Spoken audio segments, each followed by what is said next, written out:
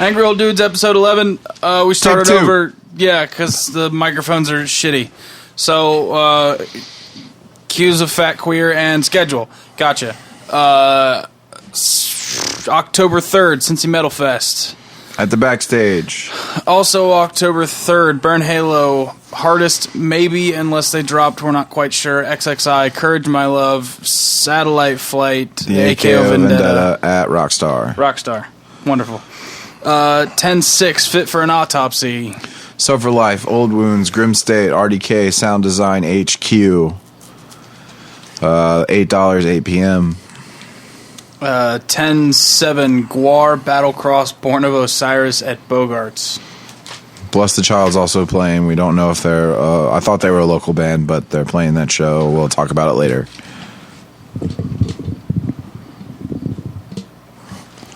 Constantly adjusting Q's mic. He can't do it himself. Well, I can't see the screen from here, so I don't know what I need to be louder or quieter or... Everything always needs to be louder. That's just how it goes. Let's see. October 11th, Deer Hunter Chon at the Thompson House. 10-13, Coheed and Cambria. Cursive. And Thank You Scientist at Bogarts. I will be at both of those shows. Hell yeah. I will now be at Coheed because of Cursive. You're a dick. October 16th, Leaving Great Dane. And Push Off at the X House in Norwood. Ask a hardcore or punk kid where the X House is in Norwood. Because we don't fucking know. Because I kind of know, but it's by Clinay, but not near Clinay, and I don't know what the actual address is. I don't know what Clinay is. It's on campus. Gotcha. 10-17, A Voice for the Innocent benefit show at the 86 Club, featuring Glass World, Allies Aside, Plagues, Dead Set, Into the Skies, Technicolor Monster, and a couple others that we can't remember. $15 goes to a good cause. Good addition. I want to start a band called $15 goes to a good cause. Damn it. October 20th, Little Dicky at Brick Street. I'm going to be fighting off frat bros left and right, but I'm going to be at that if it fucking kills me. I don't really think you will be, because I don't think frat bros will show up to that show. I think they will. I don't think so. They have to be ironic white dudes. I really like his new song, though. We'll talk about that in a minute. Okay. October 22nd, Leftover Crack, who I didn't know was still a band. And I didn't either until I saw this, but it'll be at the Northside Yacht Club, which used to be the Mayday, which used to be Gypsy Hut. It's on Spring Grove. In shitty fucking Northside. Also, that room's way too small to have shows. It's actually probably the same size as Sudsy's. Which I was not old enough to have ever been in. Okay, but I mean, it still probably caps at like 150. Okay. October 24th, good friends of mine from Terre Haute, Indiana. Hoot.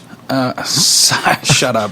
Sirens with The Fine Constant. I don't know who they are, but they're a three-piece, like proggy metal thing, I'm sure. Local support. My band, that's We Are As Ronin. 2 Seconds Too Late, and Today's Last Tragedy. I think they're from somewhere slightly north of here. How much is that show? $10 pre-sale. Okay. A couple days later, Jesse Lawson, I guess he used to be in Sleeping with Sirens, and Curses, as well as some other locals at Rockstar Pro. I'm really dropping the ball. I don't remember who the hell's on it. It's okay. Did you make the flyer? Yeah. Well, then you should know. Yeah. I'm a bad person. Sorry, How Isaac. many flyers have you made this month? I don't even remember. Okay, well, that's a good excuse. Like, it's probably not a lot, but I don't remember when I even make them. Yeah. Like, they're done, and then it's just gone. It's just disappeared forever. Well, you make them at night, and you drink your coffee in the morning, so... Yeah. Yeah. I need to just drink coffee always. Yeah. Problem solved. Let's see. Halloween night for the first time in how many years? 4, 5, 6. Here's to the Heroes House Party. Here's to the Heroes complete and total fucking shit show. Cops will be coming at some point. It's going to be all day. I know bands start very early, but just today we confirmed our good friends who used to be in Endeavor and have now changed their names to Reap and Sow. To Reap and Sow. They've came through plenty of times.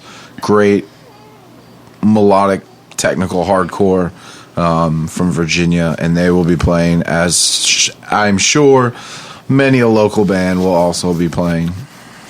Whose names we have not figured out yet. Whose names have not been chosen yet. Let's see. Coming up a few nights later, Chip Teeth Turncoat by Force Hunters Chase at RDK Sound Designs. That show will be $7. It's Chip Teeth and Turncoat's tour date. Weren't they just here? They just Chip Teeth played Qapalooza, and we'll talk about Turncoat on the positive, awesome dudes side. They're the ones that had to cancel, but shut up anyway. They canceled, and we'll talk about it in a second. A couple nights after that, we have Apex's last show ever. November 7th. It's in a basement somewhere in Kentucky. Yes.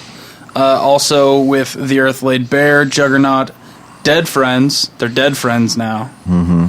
All My Friends Are Dead is now Dead Friends. I don't think Juggernaut's playing that show anymore. Okay, well, because I don't think Juggernaut's a band. Oops, sorry, slip. Okay, and Monarch, who may also not be a band. Who the hell knows? Oh, are they not a band now either? Who the hell? Man, I keep hearing let's get into it in a second. I keep hearing about them losing singers. No, Luke's still in that band. Or was he in a different band that he got kicked out of? I don't know. If he got kicked out of, then I don't know. I haven't talked to him in 4 days. But if it's within the last 4 days... No, it's like a week ago. He talked to me while I was in the hospital. I guess that was a week ago. He was in 2 things, wasn't he? No, Monarch is what used to be Ley Lines. Yeah. And he sang in both. Wasn't he in something else too? I don't think so. I think he might have been. Okay, well, all I know is from him and Monarch. Yeah. Let's get through this calendar, then we'll get to that. The following night, Cross Me, Stone, Push Off, Iron Oath, and Bonehead in a contest to see who could come up with the dumbest band name. At the RDK Sound Design, Brandon just wants to be an asshole right now, so... None of them mean anything. Cross Me is a song by Project X. That's 2 random words. It's a song by Project X. Oh, it's my band. It's called Shit Chair. I just picked 2 words out of a hat. Okay, a lot of fucking bands do that. Okay, well, it's not interesting. Slipknot, same thing. It's fucking boring. But that's edgy. Corn, let's spell our name differently. Oh, that's stupid. I fucking hate Corn. Limp Bizkit. Okay, well, that's a... You love Limp Bizkit. I do. love Limp Bizkit, and that's still the dumbest fucking name. Yeah, but it's funny on purpose. Okay, I guess. These people want to be taken seriously. No, they don't. They all play hardcore. They just want to have fun and fucking get to the next city. Okay. And then... It's Push Off's EP release, too. Hooray. Then November 21st is Cincy Power Fest. That is a power metal festival. Is it at Madison Theater? I have no idea. Okay. Automaton, Stagecoach Inferno, some other folks. Stagecoach Inferno is fantastic, and they are not from Cincinnati. They're from Indianapolis, but they are rad. Their guitar player, I believe, the last time that they were brought to town, I believe he used to be in Demiricus, which is one of my favorite regional metal bands of all time. Gotcha. And then November 28th, the Misfits, She Demons, Shriek, Secret Circle Society, and Avanti. That's Avanti opening that up is kind of weird.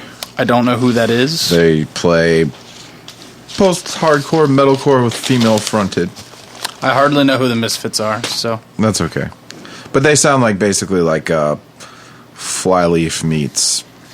That already sucks. The first Emery record. That's not a good thing. I love Emery, but that record is not good enough. I mean, I love that record. Of course you do. It's not my favorite Emery record, but I love that record. Anyways. Forever adjusting cues, Mike. Let's get to a couple thoughts. One, I guess we'll have to look it up. Maybe we'll talk about it next time. I don't know if Monarch's breaking up or whatever you just said, or if Luke is not. You can look it up right now. Juggernaut is taking a break. I mean, why? Why? Yeah. Jacob is going to be focusing on Cerebral Harvest. The band that's not a band. The band that's not a band will now be a band. Okay, who's going to be in it? I'm not sure. There's no band members. Like Drew from Juggernaut is starting a hardcore band with Jake McClanahan from In Days Forgotten and other members, tentatively titled Homebound, who might actually be playing the November 3rd show. Beyond that, I'm pretty sure Elijah said he wanted to focus on school stuff, and I mean, they just basically picked up Cody Patton, who used to be in Sea of Treachery. And Apex. But I know Garrett and a couple of the other guys in that band are, maybe it's Dylan that's focusing on school and life and stuff, but I know Garrett has a new kind of joke hardcore band called Locked Up, which you could actually probably Google search and find that. Not to be confused with Locked Up from the 80s. Or Lockdown. Or Lockdown. Or Lockjaw. Or Glassjaw. Or Glassjaw. Or Glass Cloud. Or Glass World. Black Cloud. Black Dahlia Murder. I don't know. Can we just talk real briefly about what the fuck is Gwar, Born of Osiris, and Battlecross doing on a tour together? Like, Gwar and Battlecross, like, it's ridiculous. It doesn't make a whole lot of sense, but it kind of makes a little bit of sense, so that's okay. But the last time Gwar played with, like, Born of Osiris type music was, like, Sounds of the Underground 2007, where they headlined. Figured out the problem. This is not tight enough. Don't mind me, I'm just... But anyways, there's the age-old argument that I'm sure everybody has had the argument, but to me, Gwar is not a metal band. If you actually listen to their music, they're just a goofy punk rock band. They're a little more aggressive than a punk rock band. Talking to the mic.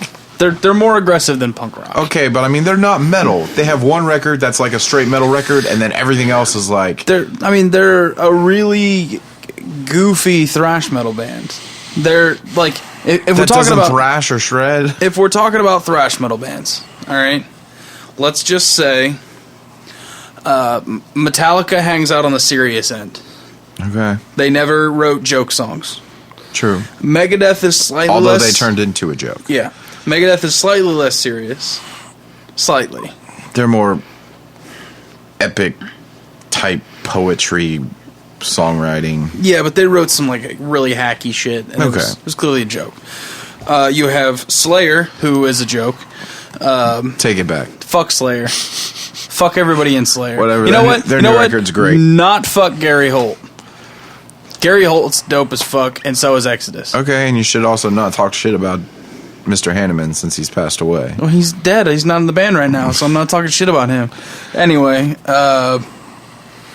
No, fuck him too, you asshole. Oh, I got bit by a fucking brown recluse and I'm not going to go to the hospital. That's Some what people the fuck don't you like get. asking for help. Shut up. Shut the fuck up. The skin on his arm was rotting the fuck off. He should have been in a hospital. It's his fault that he died. Well, maybe he was trying to make the cover for the new Slayer record. Okay. Anyway, you eventually move on. You get to like Anthrax.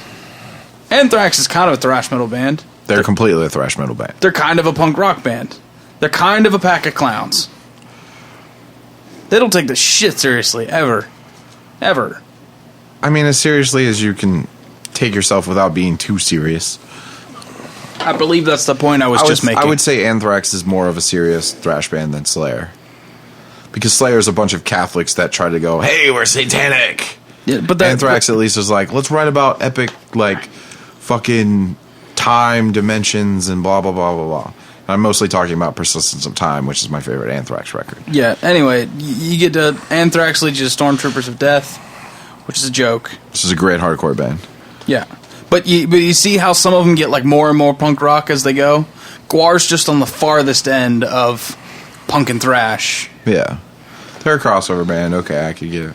And mostly a comedy act. Yeah. Seriously, like they're not a band. They are a band. They're not a band. They're a band the same way Alice Cooper is a band. Has Alice Cooper written a record in 30 years? Yeah, he just came out with a new record the other, like... Why? Why not? Because nobody's going to buy it. I mean, it still sells, clearly. People still go see him, clearly. Well, yeah, but that's different. That's like Ted Nugent putting out a new record. Nobody gives a fuck about Ted Nugent's new fucking record. Actually, I want to hear Ted Nugent's new fucking record. Whatever. Anyway. Guar, Battlecross, almost Born makes of sense. Osiris does not make a single lick of fucking sense. You're gonna unless somebody from Guar was like, I just got high with this dude over here. He plays drums in a band. He seems pretty cool. We should take them out on tour. Or they just know that it's gonna fuck with people. That could be. I mean, they are Guar. When have they taken anything seriously? Very, very true. Who's singing on this tour? I know that girl only sang on a couple of shows, so... Honestly, I have no idea. Yeah, so... I feel like there was something else musically. Qapalooza's later. I guess we're to... Oh. How was your day? What? Oh, we skipped all that, didn't we? Yeah, we did. So, okay. How was your day? Normal. Yeah. We went to that Oakley Kroger. It's gigantic. Yeah, she just explained it to me because Oakley Kroger to me is what she considers Hyde Park Kroger. So well, that's because it's called Hyde Park Kroger. Okay, but it's in Oakley because the Oakley Hyde Park line is right there on that corner. Okay. Well, it's going to run that shitty store out of business. So I didn't fucking realize that they just built a new Kroger over there. Yeah. Work was work. I ate some pizza. Really not eventful.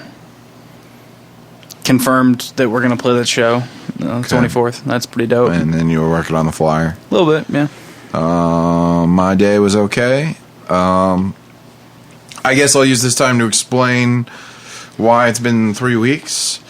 You said 2 weeks. Two or 3 weeks. I actually said 2 weeks on the previous one that we didn't get recorded, so I can lie to myself all I want. Yeah, fuck face. Anyways, fuck you. 2 to 3 weeks, however long it's been, I had my dialysis ports put in, and then I went to do dialysis, and my catheter was supposed to be in my lower pelvic area, and it had traveled up near my lung. So I had to have emergency surgery. That was 2 days after Qapalooza. Qapalooza obviously kept us busy. I had that surgery, and here we are a week later. And that surgery went a hell of a lot better. Although I would have thought it would have hurt more because they had to staple my catheter to my pelvic bone. But I feel okay. I played disc golf twice this past weekend. So, I mean, like, obviously I'm feeling better. I just very peaceful on that. And today, I took a phone call at Papa John's. That was kind of funny because that's what I'm doing on rest, is taking phone calls. And I only had one phone call that was really, really hilarious. And that was, I had a guy, seemed very, very energetic, sitting at work. And he's like, hey, I need a large meats pizza. But I need you to make it really, really, really, really meaty. Because last time there was just not enough meat on there.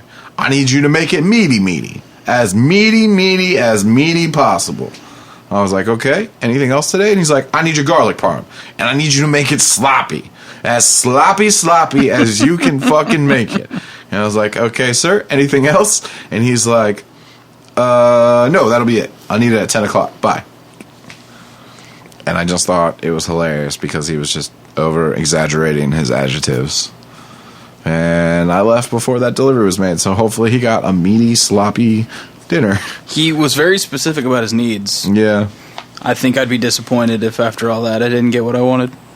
Everybody that was still there knew that he wanted a meaty meats pizza and a sloppy garlic parm. What were you listening to today? The new Parkway Drive record. Have you heard it? What's the name of the new Parkway? Ire. I have not listened to it yet. I think I've listened to 2 tracks off of it. Okay. Let me... I like Parkway Drive. Yeah. I don't love Parkway Drive. Okay. I like Parkway Drive. Mm-hmm. It's a relatively new development for me. I was super late to the party. I like Parkway Drive. I liked the single they put out. It was a little more jammy. That's the 80s metal one that's in the airplane, right? It's very like jammy anthem rock, but it was still Parkway. And I was like, all right, that's a cool single. They stepped outside of the box for a song. It's going to be great. And then you know what happened? The whole fucking record sounded like that. So I made it to track fucking 10 before I heard a breakdown. I thought you didn't like breakdowns. No, I like breakdowns. I just don't like when shitty local bands write 3-minute long breakdowns instead of songs and with no fucking notes in them. Yeah, I could play the open string too, asshole. Learn how to play your fucking instrument. But they're not really playing their instrument. They have a backtrack. Who? All of your shitty local bands you're talking about. Yeah, well, fuck all them. But no, Parkway's cool, and their breakdowns are interesting. They kind of just get away with stuff that other people can't. They're Australian, that's why. But seriously, this whole fucking record was nothing but like anthem-y chorus shit. Tight. It's fucking weird. I'm gonna listen to it right after watching Top Gun. And then there was a fucking song where, I don't know, Winston's like reciting a poem or some shit. Like they tried to get all like artsy and weird, and they were trying to make it their Black Album. Okay. I totally understand what you mean. You know, it was going to be different, sure, but it was going to be like standouty and more interesting because it's different from all the rest. And actually, like, it kind of pissed me off. It sounded like a shitload of B-sides over and over again. And then there's finally a two-step, a breakdown call-out, and a breakdown. And it ends the song. Next song, no breakdowns. I don't know what the fuck I was listening to. It was seriously, like, there was one song that was straight up rage. Against the Machine? Yes. Oh. It was all choppy and weird. Will you let weird. me know what song that is so I can skip it? It's like 2 or 3, I think. Okay. And I was like, all right, little new metal jam. That'll be interesting, I guess. And then like everything kept going and it kept going, and I'm like, all right, when's Parkway gonna come in? Like I seriously think that their drummer had one of his feet amputated or some shit. Like he could only play with one kick pedal. Really? It sounds like he's playing on a single kick? Yeah. I mean, it's all triggers, so it doesn't matter. Yeah. But, like, seriously, doom-ka, like the whole fucking record. It's nothing but, like, the chorus. But in the verses, too. It upset me to a weird level. I was not super happy. I got the dude that sits next to me into Affiance, so we listened to a little Affiance today. I described it as power metal, metalcore, and he was like, oh, fuck yeah. So, does he usually listen to either of those genres? A little bit. Okay. I was like, okay, here's what you do. You mix, like, Halloween with ABR. And he was like, okay, I'll try that. And so we did the Final Countdown cover, and he was like, that's fucking tight. Let's keep going. So listen a little well, now I know what I'm going to listen to on the way home. What? Halloween. Because I don't think I've listened to that since last Halloween. Yeah. Did they do the See You in Hell song? Who? Halloween? I think so. Is there another band? I don't know. All the power metal sounds the same. Yeah. It's in CKY. See you in hell, my friends. I don't know. That might be a 3 Inches of Blood, or it might be a 3 Inches of Blood cover of a Halloween song. No, it was definitely like power metal. You don't think 3 Inches of Blood plays power metal? I don't know who the fuck 3 Inches of Blood is. Well, you're fucking high. Sorry, I'm not 40 years old. They're a younger band. They came out when you were like 19. Okay. This sounded 80s as shit. It was full of plate I mean, like, reverb. yeah, they sound 80s as shit. They were a band that came out in like 2004 that sounded 80s as shit. Anyways, they do the... I can't even think of what their single is. We'll listen to it later. What I listened to today that I really enjoyed was what Brandon just played me. They're Grim Reaper. That's who it is. Oh, okay. Anyways, Brandon played me a band called Campaign 1984 that were pretty fucking sweet. I was listening to a lot of Being as an Ocean today. I was listening to The Wind and No Bragging Rights, which I listen to every day. and I don't know. I've been really. I hate to admit it, but I've really been listening to a lot of Mumford and Sons. That's not a bad thing. It is to me. Oh, because they sing and that makes you not tough? No, not anything like... the rest of the fucking hardcore not anything kids? like that. It's just like... Seriously, I had Luke over here the other day. We were working on some shit for Polgaras. That's a name drop. And I was listening to the Sirens. I don't know why, but I pulled up the song Pendulous. And Pendulous is like the most awkward, disjointed sounding panic attack I've ever heard recorded on music. And like there's this little baby... clean vocal part. It's like atmospheric and shit, and he's like, this is kind of cool. You know, it's not normally a thing, but it's kind of cool. And the dude started singing, and he was like, oh, fuck that. Why are hardcore kids afraid of singing? I'm not afraid of singing. I listen to Richard Marx fucking every day. But why are all the other hardcore kids... because you're fucking too young, but...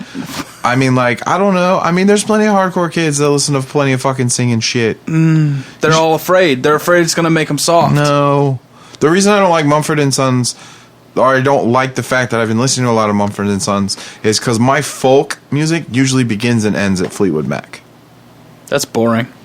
No, that Rumors by Fleetwood Mac is definitely top 50 records of all time. I'm not saying it's not, because Fleetwood Mac has some pretty dope shit, but like... You know what I really hate about hardcore kids? The one thing I do hate about hardcore kids, and I've never understood, Charlie Manson's folk record is not good. I know every single hardcore metal kid is like, oh my god, Charlie Manson, you gotta listen to his folk record. Here, seriously, listen to it. It's fucking horrible. It's horrible as music, and the only reason that everybody likes it is because it's Charlie Manson, who didn't even actually kill anybody. Pussy. Exactly. Actually, he's a pimp because he was like, yo, you, and you. Go kill these people. Yeah. Anyways. That's about all I listened to today. What do we have on news? I'm trying to think of like if I listen to anything new. I've not yet listened to the new Deer Hunter record. I clearly have not either. Because... I have listened to the whole new Coheed front to back. It's not even out yet. Is it? Why aren't you speaking? Well, you got the drop? I thought it was out. You got the drop? Never mind, I didn't say that. You got the drop. I got the drop. Motherfucker, how do you get the drop? Because it's just out. I don't know. I fucking hate you. I was talking, I fucking got an email from Tim from Rise Against. He sent me some demos. No, somebody got mad at me because I said Coheed and Cambria suck. And they go, this is the new record. Why don't you listen to it? Maybe you'll like it. I really don't think it's out yet. I mean... that just pisses me off more that I had to listen to it before it came out.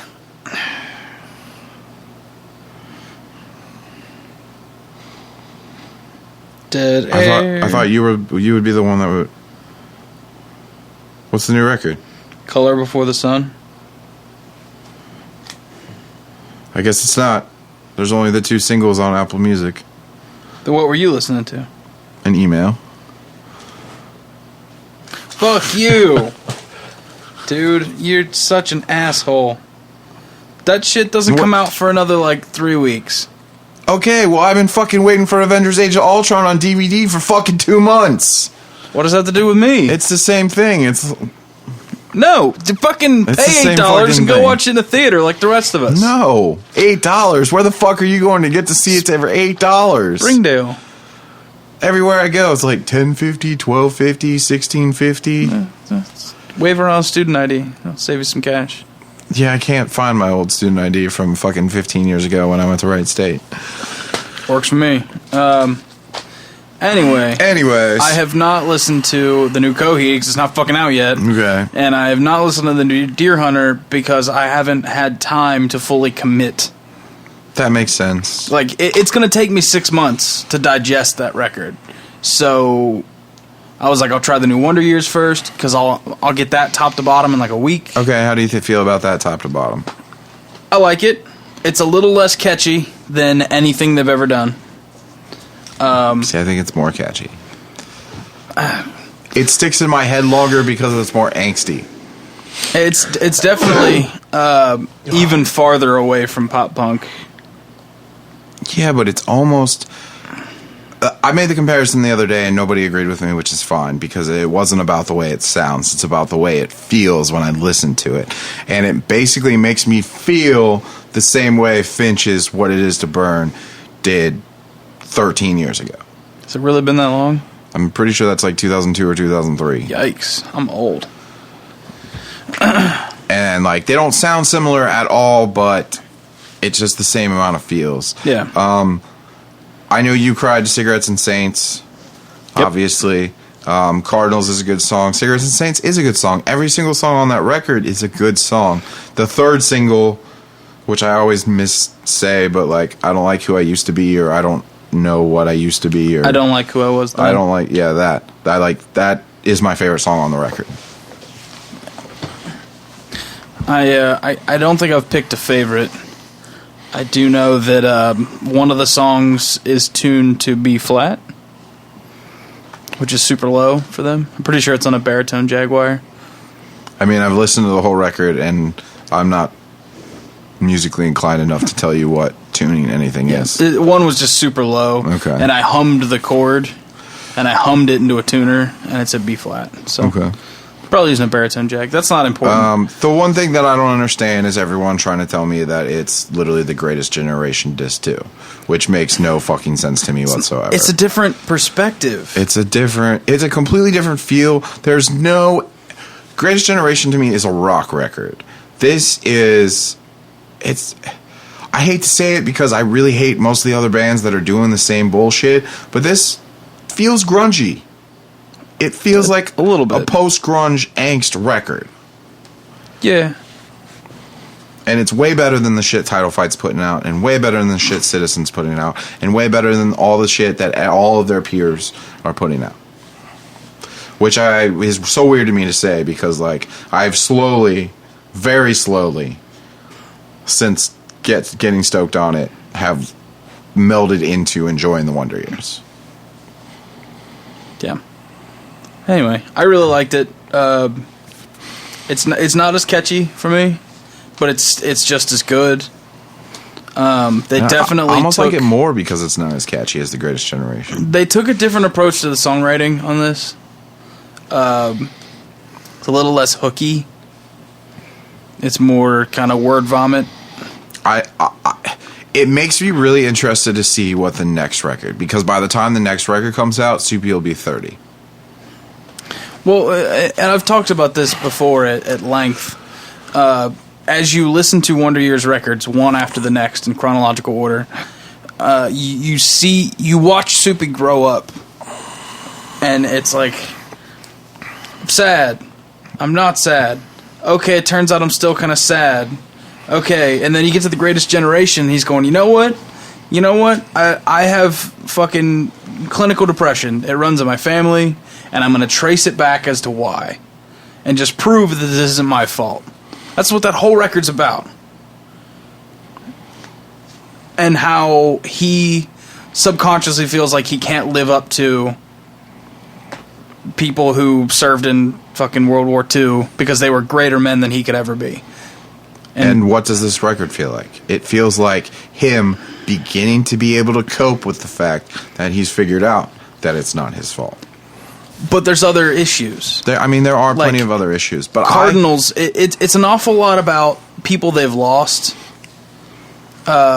People that were close to him. I'm not even just talking lyrically. I'm just talking even like the tone of the record, guitar tone and everything just feels like it feels like it's a coming to terms record. Yeah.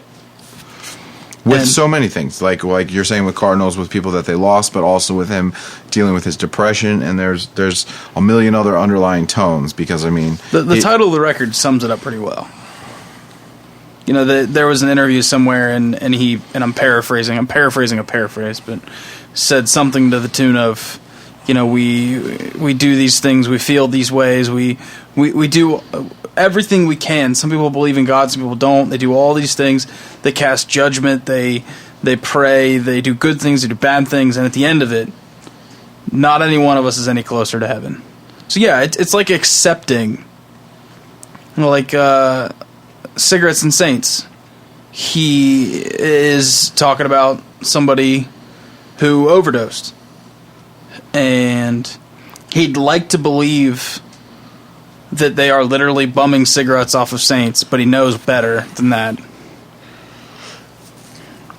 So yeah, it is kind of a coming to terms. So I am interested to see where the next one goes. I mean, I wish they'd hurry up and get it out already, but that, I mean, it just came out. Yeah, and apparently Soupy had a really hard time writing it, so yeah. Anyway, I'll get to the new Deer Hunter review soon enough. I'm just trying to think if anything else really came out. Any new records that I've actually listened to. And I know I'll probably remember one. As soon as we're done, I'll remember.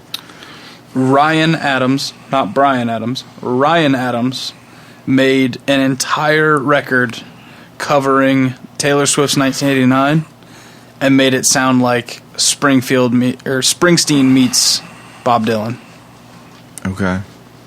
I don't listen to Ryan Adams. That blew up Spotify. I don't mind him. Yeah. It was cute. It was interesting, kind of. I don't remember if it's already out or if it's coming out, but Cursive is putting out a new record to follow this Coheed tour. I still really want to make you listen to it, just so you can say I hate it, and I'm going to go hang out with all the kids smoking cigarettes while they're playing. But we'll see. You'll probably hate it. Probably.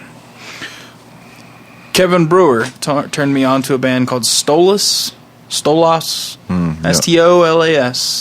They are signed to the guitar player from Dance Gavin Dance's sub-label of whatever label he's on. And they sound like Dance Gavin Dance if Dance Gavin Dance didn't suck chode. They're fucking fantastic. How do you feel about people that watched your set at Qapalooza comparing you to Dance Gavin Dance? I don't get it at all. I don't either. We are not a rap metal band. We are not an experimental shitcore band. I mean, Headley can sing, so I guess they compare it to Johnny Craig. But here's the thing about Dance Gavin Dance. Dance Gavin Dance is not about Johnny Craig. It's about some rapping screamer guy and some guy playing DJ shit on a guitar while nobody else plays in time, and then Johnny Craig mumbles some bullshit over top. It's literally the worst thing I've ever heard. Like, Attack makes more sense. I don't know. I think if you listen to Johnny Craig's new band, that's the worst thing you've ever heard. Yeah, but at least the songs make sense. They don't make sense. No, they suck, but they make sense. Okay, I guess. Emarosa made sense. I don't know. I don't listen to Dance Gavin Dance. It sucks. I've seen them play live twice. I've never listened to a record. I flipped them off live. I remember this story. Yeah. Anyways. That was great. But Stolas, however the fuck you're supposed to say that, is fantastic. Okay. It's like Pierce the Veil without trendy shit. It's like Dance Gavin Dance without drugs. It's like At the Drive-In, but as children. Again. Okay. It's Don't you hate At the Drive-In? Yeah. But fucking look at me like that. But they've got that like Hispanic backbeat thing going on. Okay. And it's super spacey. It's like Tides of Man plus At the Drive-In. Okay. Well, I'll check it out because half of that I like and the other half I don't. You'll like it because it's weird. Okay. It's interesting. It's got depth. It's not something you've heard before. But you're going to come up with some band that put out one EP 15 years ago that already did that and then tell me it sounds exactly like this fucking band whose name I don't know. Because you do that. Okay. I mean, I do that. You do definitely do that. I mean, Max called me out for it the other day. He said, isn't every band you listen to just a rip-off of another band you listen to? But realistically, 95% of the time, it is. Yeah. So, news. News. Oh, I thought Stolas was your first news. No. Okay. How was Qapalooza? I don't know. You were there. Yeah, I was there, and I was pretending I wasn't there for most of the day. Yes, you were pretending you weren't there for most of the day. Yeah. Qapalooza was fine. I will try not to sound salty, but I brought in 12 bands from out of town. I also obviously had 6 or 7 local bands all day, $5, and 86 paid.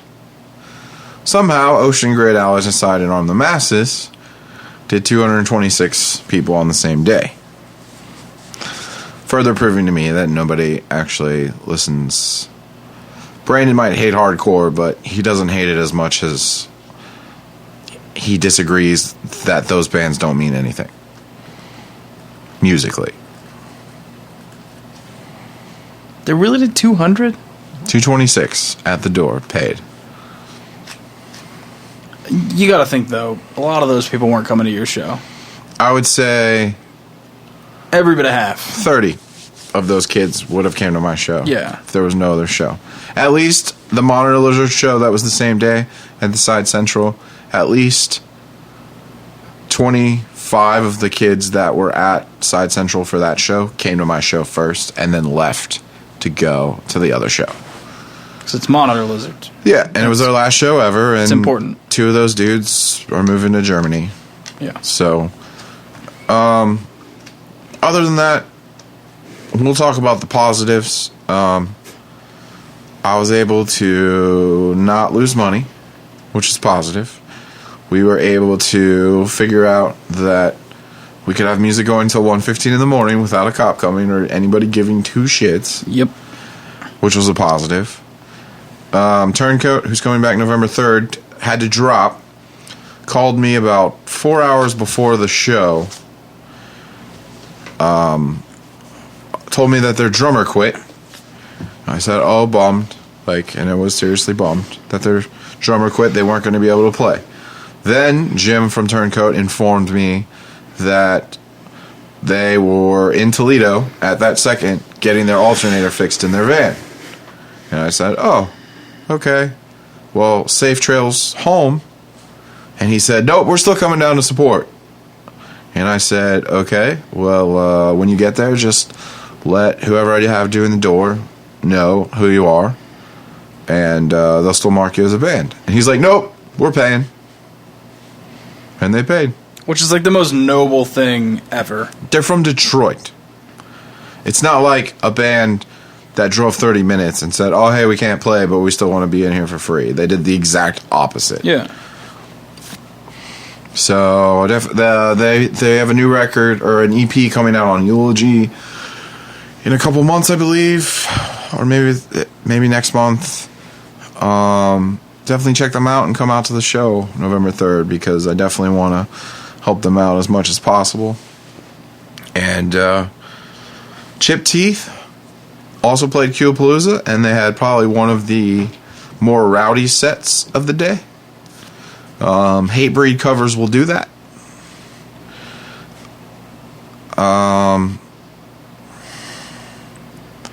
There was a Pantera cover. There was a Pantera cover by Grim State. And it happened to be my favorite Pantera song. That was dope. I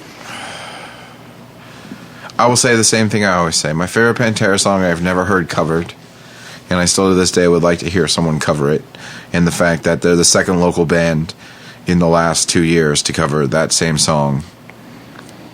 But, I mean, I still love that song. So wait, what song has not been covered? Primal Concrete Sledge. I'll do it now. Just to say yeah, that. make Headley sing it. That would be so...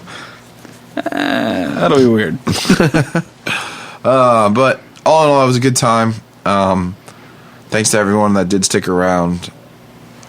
Obviously, we ran a little late because I wanted to be done by midnight, and we weren't done until 1:15. And then we had an awesome hangout at White Castle afterwards. Ran into old friends. Old friends and loud, drunk Reading folk. Oh, that was rough. All in all, though, it was a good show. There was only one fight. There's only one fight. I'm not going to talk about negatives. Otherwise, I'll get... That's a positive. There's only one. I ripped my pants. That's a negative. Yeah, you were so mad about ripping your pants. You were so mad about ripping your pants. I only have 2 pairs of jeans. And you were so mad that there was weed smoke outside that somehow made it inside and literally sent you over the edge. Dude, I made one pass through there, like from the back door to the front door, and I walked out coughing. What's funny is it totally came out of Trey's van, who, it's not just Trey's van, it's also his parents' van, but Trey's straight edge. He's a 19-year-old straight edge kid from Indianapolis, well, Muncie. So I was like, why the hell does your van smell like weed? Well, my dad drives it to work. That sucks. I don't know. I think some of the local boys were burning a little bit in their van and came in smelling like it. I don't know, because the only local boys that played that show that really smoke weed are your and my boys. Yeah, I'm looking at them. Okay. And maybe some other guys too. But beside the point, it was I wish people would have stayed. Man, after Knocked Loose, first of all,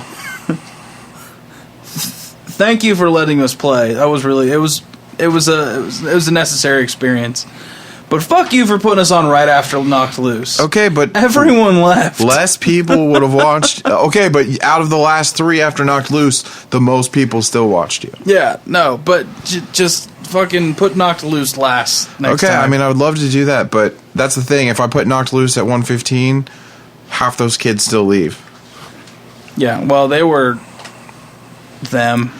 Next year, hopefully, if the venue's still good and up and running, I'm probably going to do it smaller, maybe like 6 bands on 3 separate days, or maybe like 8 bands on 2 separate days, and just have maybe more. Split it up to where we'll have a metalcore day and a hardcore day, and just do it like that.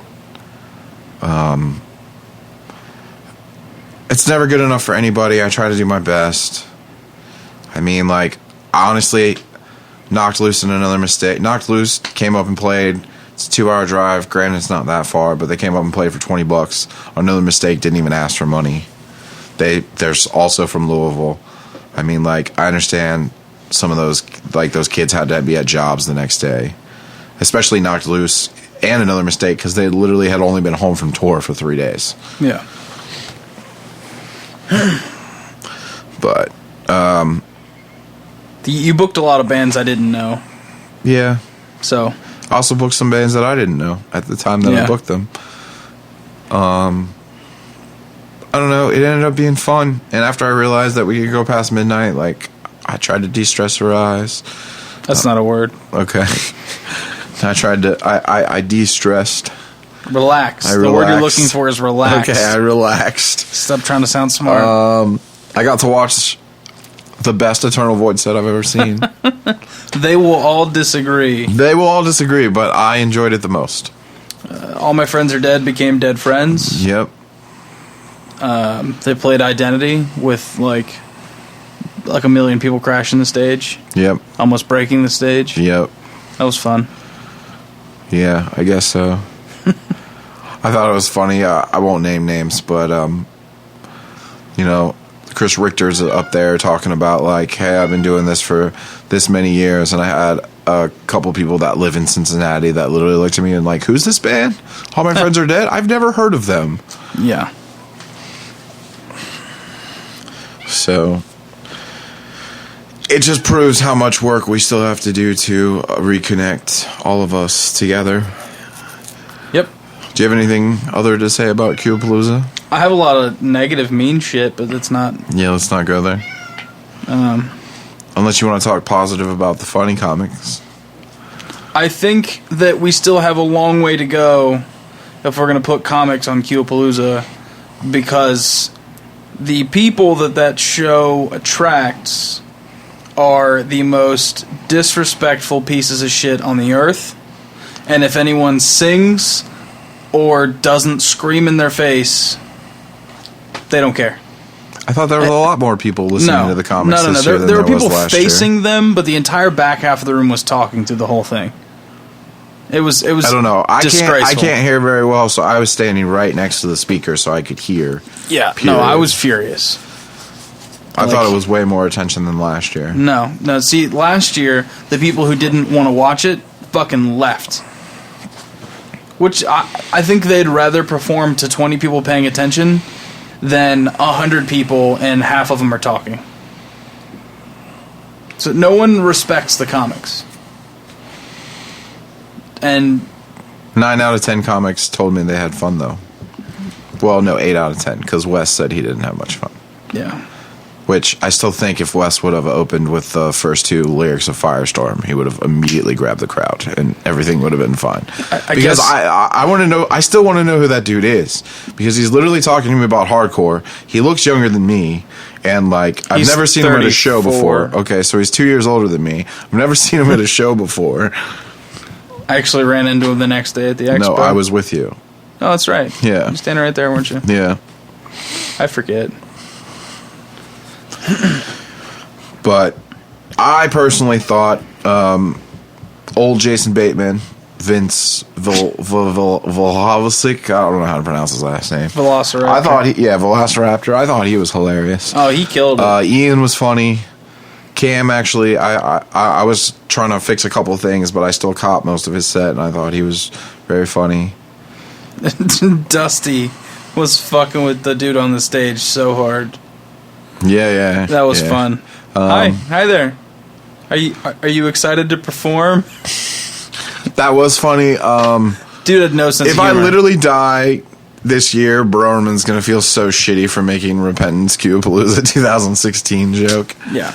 No, I gave him permission. Okay. He asked if it was too far, and I was like, nah, fuck it. Let that shit fly.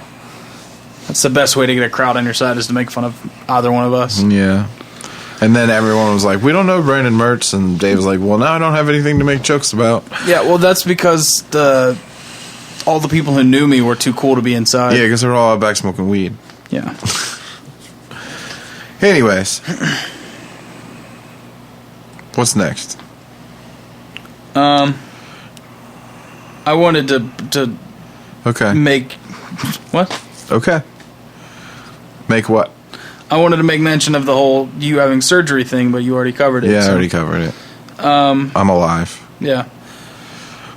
Where's my pen? Here's a pen. Let's cross that off. I'm going to skip that one and come back because that's going to be a long one.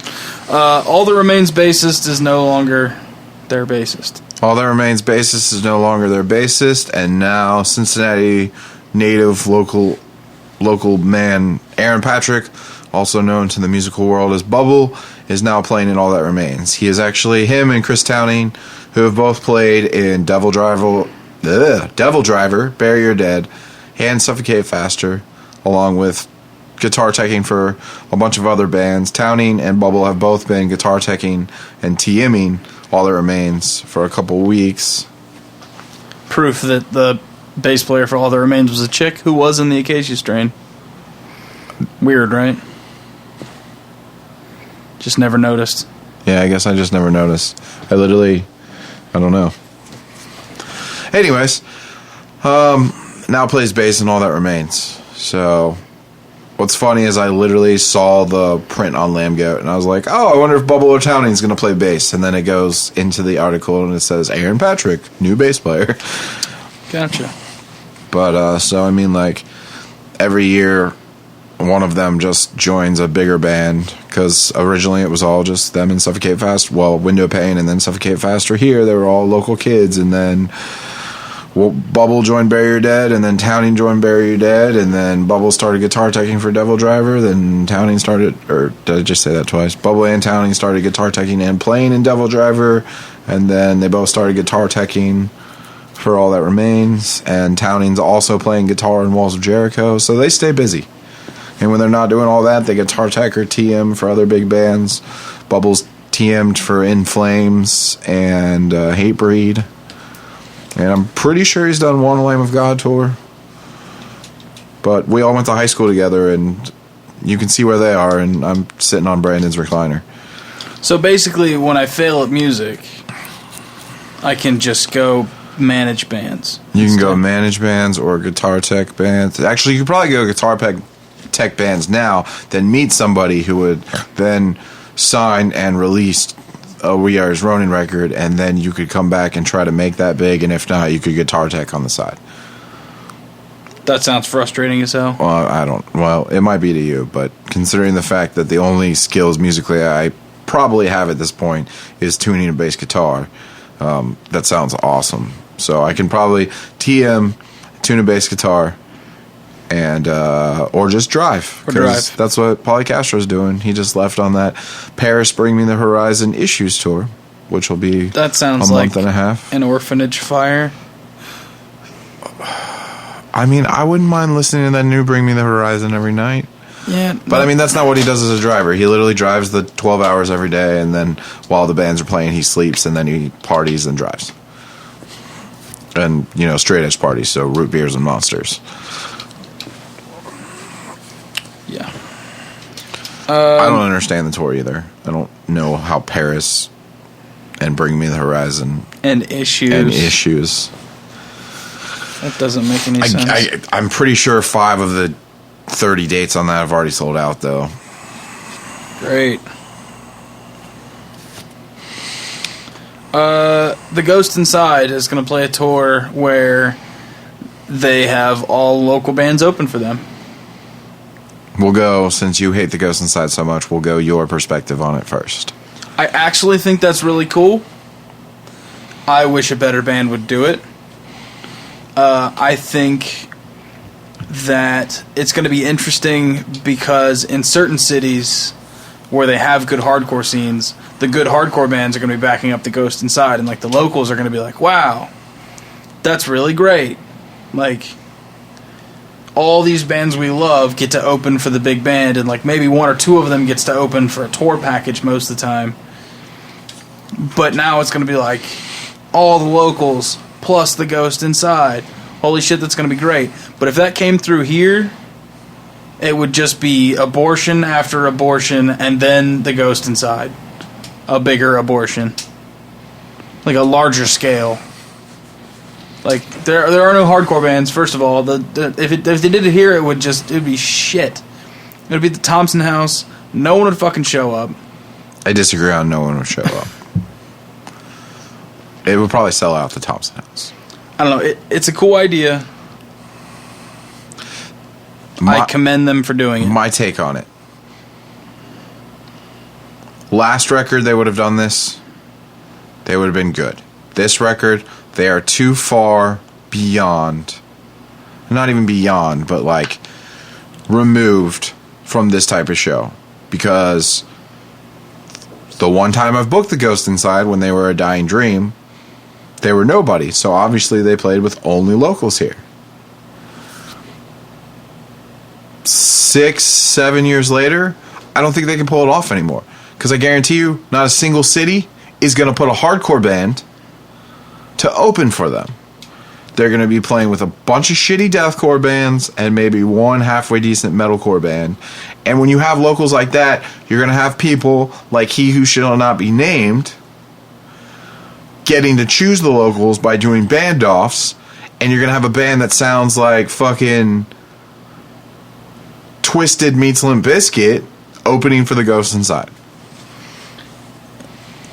That was if the Ghost Inside gets to choose, actually is connected enough to choose the locals that are going to play each show, which I know Virgil still has connections in most of the cities on that tour, and I did check to look at it. Maybe that's what they're actually doing. And the whole reason that tour won't come to Cincinnati is because there's 2 kids in Cincinnati he talks to, and one of them is me, and the other is Levi from Miss May I. And Miss May I is obviously not a local band, and I'm sure he's not going to ask me, hey, what local bands do you think should be on this show? Because you'd probably say none. Go somewhere else.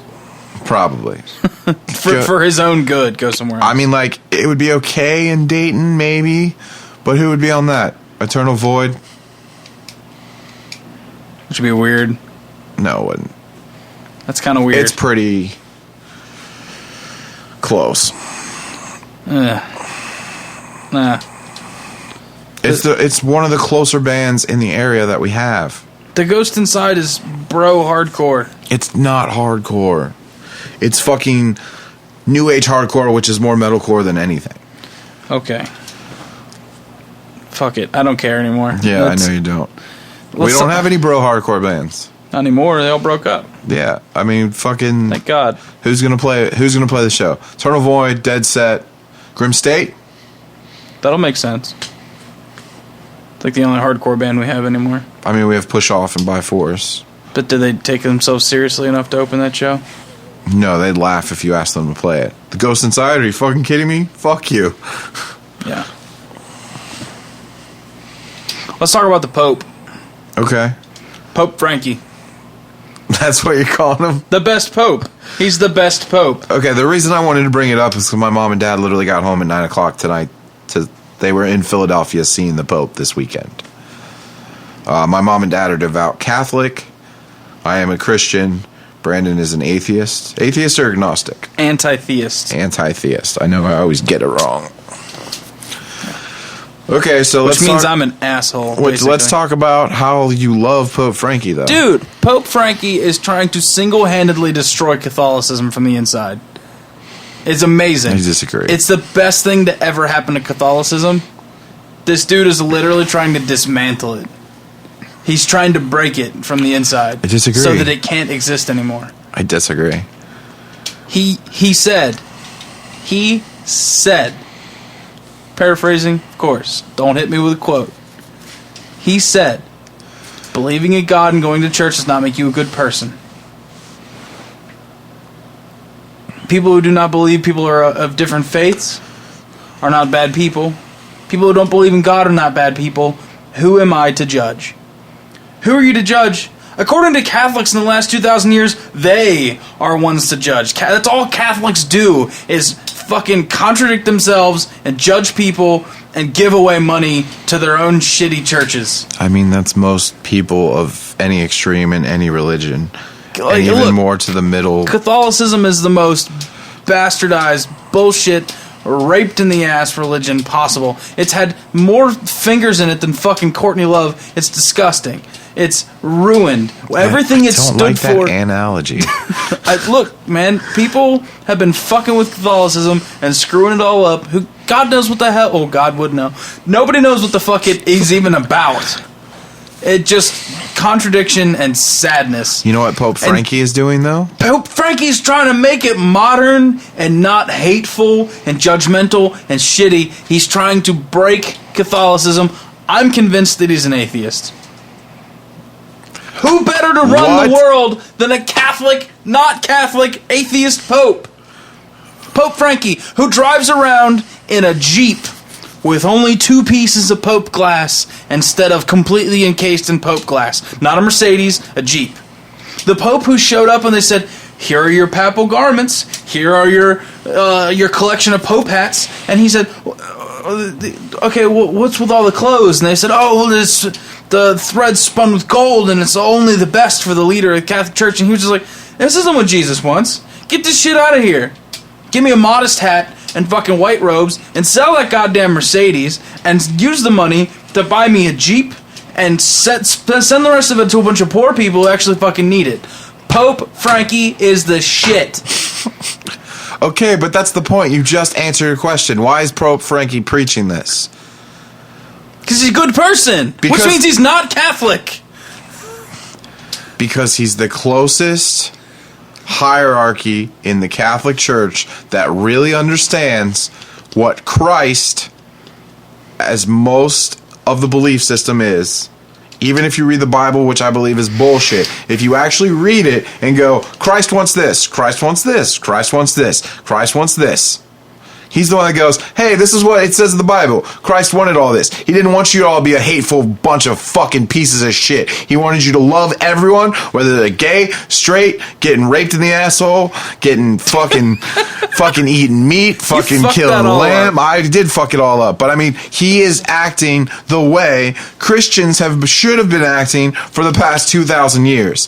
And he's literally trying to fucking basically get rid of Catholicism and just make everybody Christian instead. Okay, maybe that. I mean, he's a Catholic that is attempting to be Christ-like instead of a Catholic that's just focusing on doctrine. Which means he's trying to get rid of Catholicism. No, he's just trying to unite it all. By all of us, we're all connected. Like, whether you believe or not, like, you know me. This is exactly how I feel about my Christian faith anyways. But can you not see? It's not a bad thing. It's not a negative thing. He's trying to fix Catholicism, and the only way to fix it is to disband it, to get rid of it. Okay, but it won't disband. Who better to fix the world, to get rid of Catholicism, to spread messages of peace? Who better than an atheist Pope Frankie?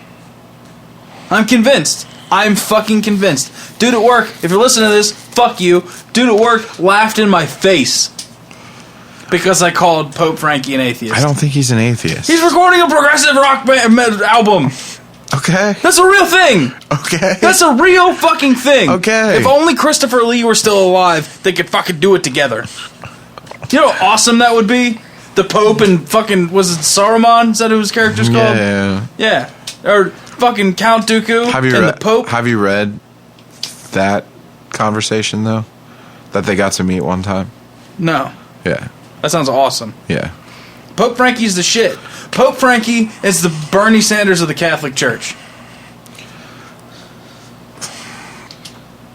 Okay, but I just don't think he's an atheist. Well, that's just my...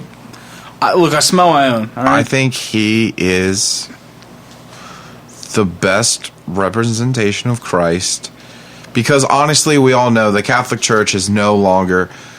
Individual Catholic churches, maybe, but the Catholic Church, as far as Rome goes, is no longer and hasn't been a religious institution for 1,700 years. It's a political fucking party. The Vatican City is the smallest recognized country. It's its own country. I've never even considered that. It is. Okay. Legally, it is a country. I didn't know that. It has the smallest, I'm pretty sure this like second... It's the bottom 3 populations and the smallest in square footage. Okay. At like 0.3 miles square. It's smaller than like Reading, and it's its own country. Anyway, Pope Frankie's the shit. His album's gonna be hot as hell. I like Pope Frankie. I don't really like calling him Pope Frankie. But I do like Pope Francis. Super fuck Pope Benedict. Lord Sidious Hitler Youth motherfucker.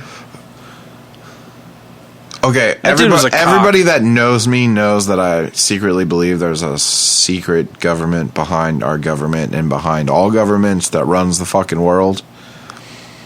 The fact that Pope Francis is getting away with saying what he's saying and doing what he's doing and hasn't been shot in the head yet makes me think that he has less security. Maybe the Vatican isn't... Nobody is behind the Vatican.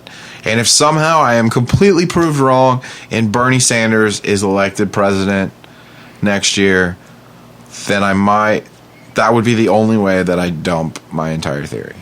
Yeah. Unless in the following 2 years after that we get totally anally raped and we realize that was just the ploy of them to fucking fuck us really bad.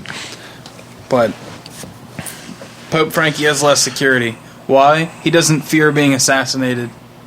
He doesn't care either, because he's actually talked about it, and he'd be like, if God wants me somewhere else. And he literally went like this. Like, there's YouTube videos like, if God wants me somewhere else, he'll send me somewhere else, and it might not be on this earth. What a great man. And that's like before he even became Pope. He was like a cardinal. Yeah. In South America somewhere. Yeah, Brazil, I'm pretty sure. Or Argentina. Something like that. He was either in Brazil and he's Argentinian, or he's Brazilian and he was in Argentina. And he speaks like 6 languages. Yeah. The Pope's the shit. John Boehner resigns from office. I just found out about now 45 minutes ago that John Boehner is by marriage related to Brandon. Yes. John Boehner was the neighbor of my music teacher growing up in elementary school. He was brought in for show and tell classes when I was a kid. Pretty sure he attended the country club that Michaela and her mom used to work at. Okay.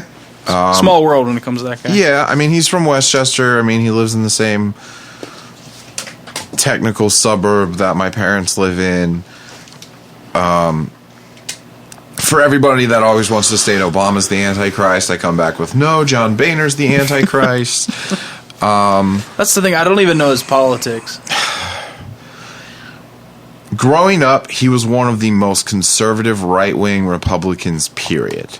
And one of the reasons he's retiring is because the conservative right wing has suddenly become too right wing for him. Also, rumor, not specifically true, but I have read several articles about it. One of John Boehner's, devout Catholic, I believe he goes to St. Maximilian Church in Westchester. One of his goals for the last 10 years was to bring the Pope to America to address Congress, which he just did this past week. So, after which, by the way, a bunch of politicians, I think among them Pelosi, Hillary Clinton, and some others, said, hey, we're all going to eat together and talk the world or something. And Pope Frankie basically said nicely, fuck off, I'm going to go eat with a bunch of homeless people. Pope Frankie's a pimp! God! But that's what Pope Frankie and any pope honestly should have done. Not Pope Nazi. Okay, I don't. That's the thing. Pope Frankie is so out there, like, in positivity, that I can't even remember. Like, there's been 4 or 5 popes while I've been alive, and I don't remember. I remember John Paul II just because I don't remember any of his policies. I just remember him being really, really, really fucking old. Like, literally, like, trying to say mass, like obviously you can't see, but like moving as slow as humanly possible. But the other thing, what I was trying to say though, was that John Boehner had his goal. The Pope spoke before Congress, but there's also been talks that him and the Pope actually had a conversation, and maybe the Pope said something to him to where he feels that politics is not where he should be and not where Christ wants him to be. So he's going to have a religious adventure or something? No, I mean if you actually think about it, he's been in politics for 23, 24 years. He's probably going to retire and play golf. Yep. And maybe donate a little extra money to the church. But I mean, hey, if your goal for the past decade was meet the Pope, and even though the Pope changed in that decade, and you still got to meet the Pope and bring him over here and have him actually address Congress, that's a pretty huge goal to shoot for. And the fact that he got it, yeah. I mean, I don't like him, but I don't hate him because I don't know him other than like talks, him coming into school and stuff, and like I just don't like his policy. I don't like most Republicans' policy. I don't like this whole let's get rid of Planned Parenthood policy that everyone is.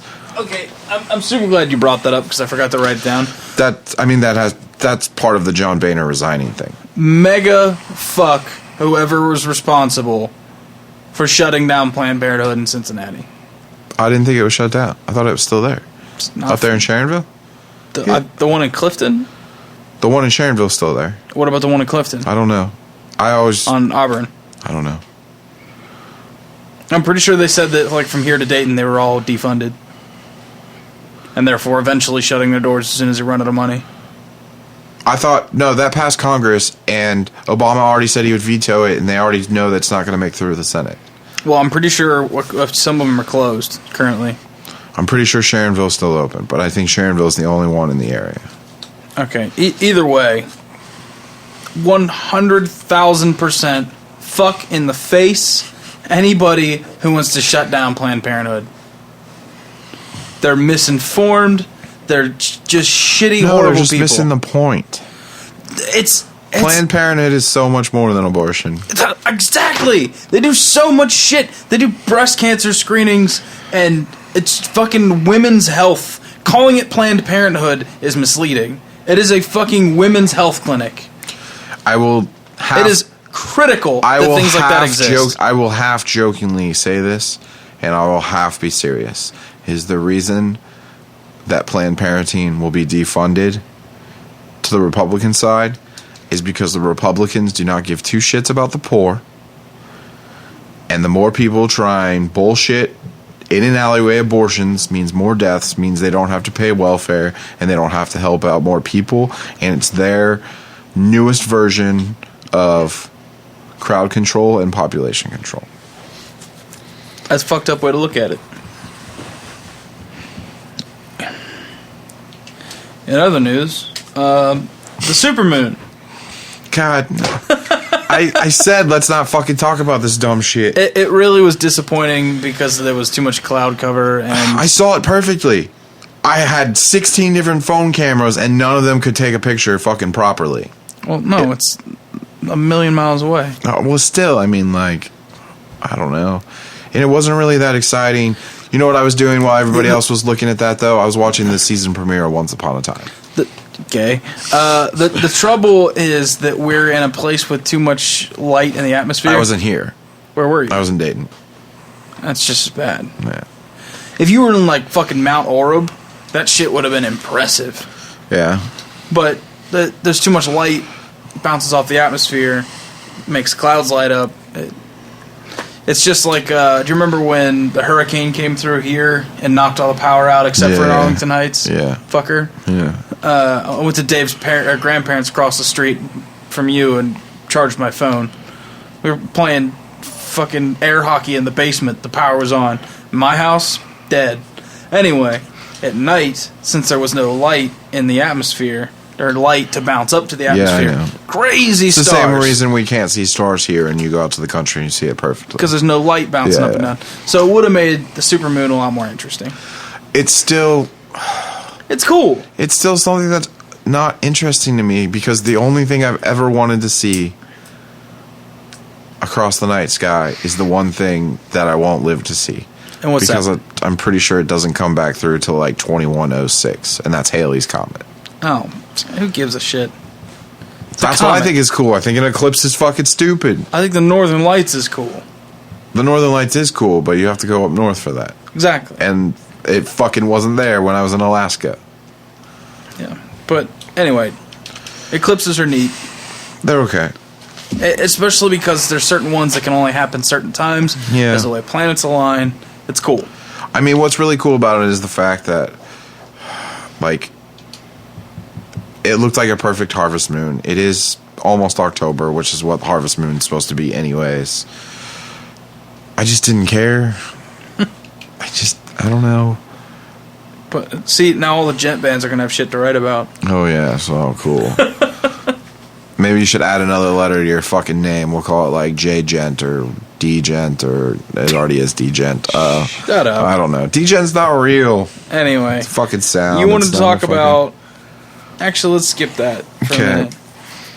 Alexis on Fire gets back together officially. Yeah. Only to a week later say, that just means that we're all friends again, and we're going to do tours and play shows every now and then, but we're not hitting it full time again.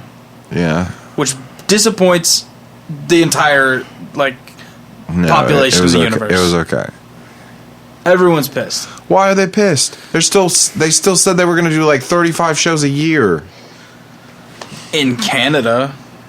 They'll probably do 2 shows a year in Canada. No, they'll probably do 15 shows a year in Canada and then do a bunch of festivals. Whatever, and then the fucking day after that, well, everyone's pissed. Dude's like, I'm going to release a new City and Color record. And everyone's like, oh, cool. I didn't like the last City and Color record. I only like the one, and I don't know how long ago that was. It's the one with Sleeping Sickness on it. Yeah. That's the good one. Yeah. Before he got all hipster and started wearing a... He's always been hipster. He was hipster in Alexis on Fire. Hat. Anyway, Comic Expo. Okay. You were there for all of a half an hour. 45 minutes. I was there for a few hours over 2 days. Oh, I thought you went Geek Prom night, too. Oh, yeah, I went to Geek Prom. Yeah. Oh, yeah, so you didn't go to Qapalooza day. Okay, so yeah, 2 days. Yeah. Did you see any great cosplays? I saw some pretty cool cosplays. Nothing that, Okay, there was a guy in a perfect Django Fett. Okay. But you could tell it was, bought pieces and stuff. Okay. But, when he took off his mask, he had, a little, headset mic, so it, talked all robotic and, through a microphone and shit. It was super realistic. Yeah, honestly, it was a lot of Batman crap that I don't care about. I mean, the fact that your girlfriend's best friend loves a Batman villain kind of makes you... Makes me what? Okay with it. No, that doesn't mean I like Batman. Okay. I don't like Harley Quinn. I don't like Ivy. I don't like... Nightwing is the most interesting... Nightwing and Bane are the most interesting things in the entire DC universe. And I still think I would rather read a fucking Archie comic that has more adventure in it. I mean, the only Archie comic I've ever enjoyed was Archie versus Punisher. I saw a couple good Punishers, actually. I saw Tommy, who works at the backstage. His Punisher was pretty good. And then Brittany's female Punisher was pretty good. And those are the only two Punishers I saw. I saw a pretty good Predator after I left you walking out. And then I saw, obviously, store-bought, and it's just a Halloween costume, but it was still pretty cool. The snow guy from Frozen, the snowman from Frozen. I did see that. There was a Pikachu that looked pretty good. And you could actually tell that it was like hand done. It was for like a kid though, but it was pretty tight. I mean, like, I was really just looking at comics. I was gonna buy like one or two things, and I'm so glad I didn't, because otherwise I wouldn't have made it through the next week. And so I didn't spend any money, and Michaela got us in for free, so I got to just walk around for 45 minutes and enjoy myself. There was not a single, not that I saw anyway, not a single reference, no cosplay, no prints, no nothing. Not a mention of the Venture Brothers. Okay. In this entire fucking place. Oh yeah, I forgot you got pissed off about that. You did say that day. How? How is there no Venture Brothers? I mean, I told you that day I don't, besides knowing that it's a show on Adult Swim, I don't know what the Venture Brothers are. I never had cable.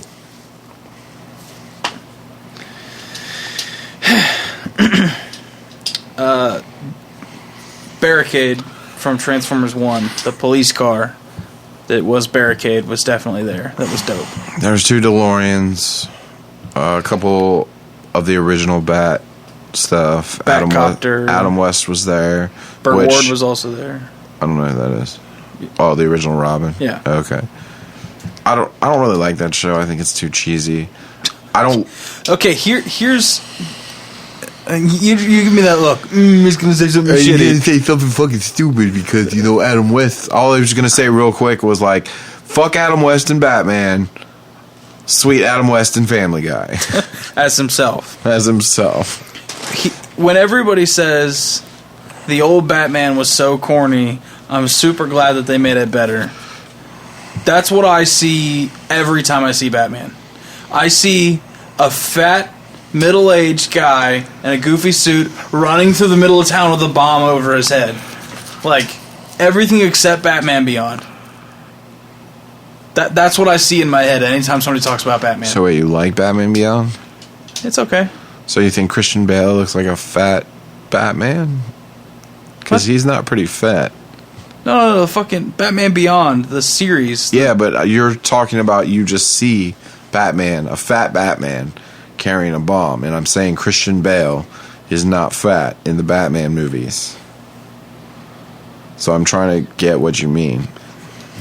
I think Batman is such a fucking loser that when somebody talks about Batman, the first thing that pops into my head is Adam West running through town with a bomb. So if that wasn't in your head, though, would you like Batman? Fuck no! That's the point. I hate Batman so much that's all I can think about. Like, somebody's like, oh, the fucking Dark Knight is so bleh. And I'm just like, yeah, he's fucking running through town with a bomb. Like, they were decent movies because they were directed by Chris Nolan. But if they weren't about Batman, they'd have been better movies. Make an Arkham movie and leave Batman's stupid ass out of it. I mean, that's kind of what Suicide Squad will be, minus the 5 seconds Batman's in it. Yeah, that might be okay. I'm not going to know any of the characters. I really think it's going to be garbage. I don't really care either way. Okay. I mean, you know how I feel about DC. I'm not arguing because even the Marvel you like is pretty much the same. You only like 3 extra Marvel characters that I hate, and I always forget who it is. Because the only Marvel I read is X-Men, Wolverine, other X titles. The Avengers are fucking stupid. Captain America is a piece of shit. Iron Man's a fucking faggot. Double fuck you. The Hulk is the worst fucking comic character of all time. We agree there. I mean, if you go into sub-characters, some of them are great. Punisher's awesome. I'm sorry, I forgot him. Daredevil in the comics is fucking stupid. That new Netflix series is fucking awesome. Right? I could not stop watching it. I had So to. I had to good. leave my parents because they have Netflix and I don't. It's so good. But, I mean, there's some stuff here or there. Marvel, like, the reboot. Like, I didn't read the comic for it, but I love Guardians of the Galaxy, the movie. I've read the reboot now. It's pretty good.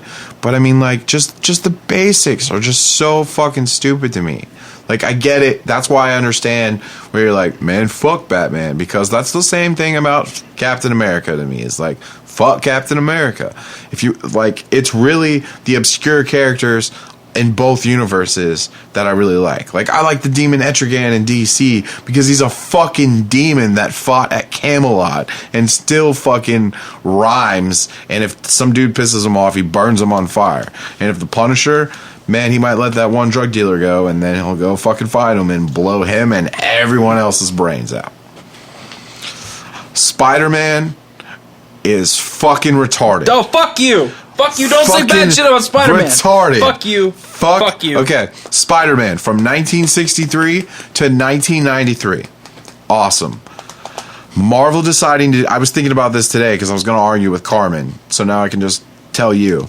We should get him on. The fucking clone saga from fucking 1993 where Ben Reilly comes in and he goes, hey, I'm the real Peter Parker, you're the clone. And they fucking argue about it for 4.5 years. And then in the end you find out that Ben was lying the whole time because he thought he was the real Peter Parker, but he's really the fucking clone. And then he dies to save Peter. And then you don't know which one of them impregnated Mary Jane and is having his kid. And it just goes way too fucking far out there. And they fucking bring Gwen Stacy back, but it's a clone, and then it dies and turns into something else.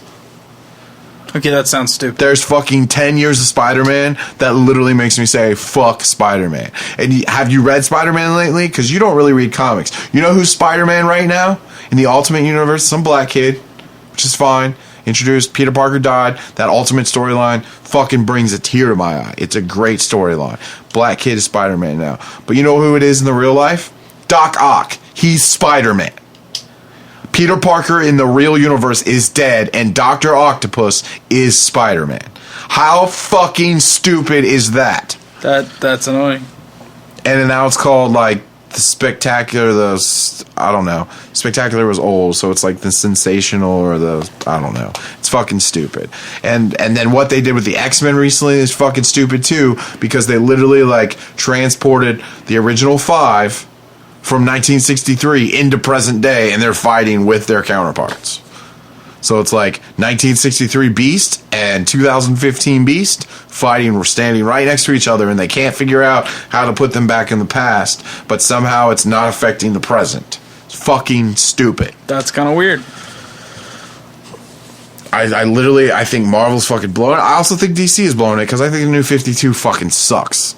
And hopefully in December they'll go back to the original universe and everything will be okay with that. And then Marvel will fucking reboot again, and which is supposed to with this new Secret Wars.